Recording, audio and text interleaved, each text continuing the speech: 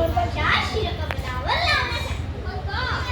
देवाचं डोकं दुखतंय म्हणून देणार का तुम्ही थोडीशी पायपूर? मला ते जमणार नाही. पण देव डोकेदुखी ना अगदी हैराण झालेत रे. त्याला मी काय करू? अरे पण देवाची डोकेदुखीमुळे कळकळ चालली आहे. त्याला माझा नाईलाज आहे. मला देवासाठी पायदूर येता येणार नाही. कारण